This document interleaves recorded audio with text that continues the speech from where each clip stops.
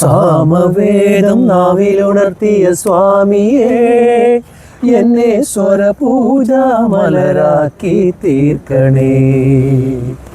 തത്വമസി പൊരുളേ നിത്യസത്യദയാനിധി. സ്വാമി അവിടെ എന്താ ഒരു പോലീസും ആൾക്കൂട്ടമൊക്കെ? അത് തിരുവാഭരണം ലോക്കറിൽ കൊണ്ടുവെക്കാൻ പോവാത്രേ. ശിവ എന്താ ഈ കേക്കണേ? തിരുവാഭരണമൊക്കെ ലോക്കറിലോ? അത് അമ്പലത്തിലല്ലേ വെക്കണ്ടേ? ദേവിക്ക് ചാർത്താനുള്ളതാ, അത് ഗോൾഡ് പ്ലേറ്റഡ് ആക്കുവാത്രേ. തിരുവാഭരണം ഓക്കെ, അവരെല്ലാം കൂടി കൊടിമരം ഇളക്കിയെടുക്കാണെന്ന് തോന്നുന്നുണ്ടല്ലോ. അതിലും ഇത്തിരി സ്വർണം പൂശിയിട്ടുണ്ടത്രേ.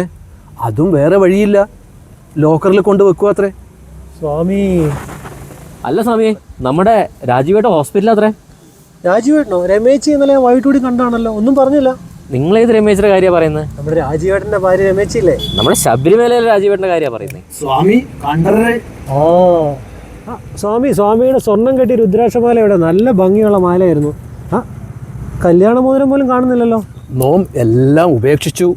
അയ്യപ്പ ഭഗവാന്റെ സ്വർണത്തിന് പോലും സുരക്ഷയില്ല. ഞാൻ എന്ത് ചെയ്താലും ഒരു റിസ്കിനില്ല.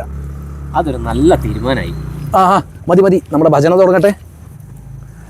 മാലുകൾ നീക്കിടുവാൻ അയ്യപ്പ നീ മഹിഷി മാരകൻ ആയിട്. മാലുകൾ നീക്കിടുവാൻ അയ്യപ്പ നീ മഹിഷി മാരകൻ ആയിട്. കലികാലം കൺപാർക്കും പരമാർത്ഥ പുണ്യമേ, നീ തന്നതല്ലോ എൻ ജീവിതം.